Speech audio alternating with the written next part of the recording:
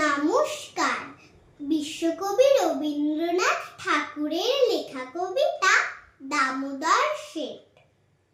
অল্পেতে খুশি হবে দামোদর শেঠ কি, মুড়কির মোয়া চাই, চাই ভাজা ভেটকি, আনবে কোটকি জুতো, মোটকিতে ঘিয়েনো, জলপাইগুড়ি থেকে এনো কই জিওনো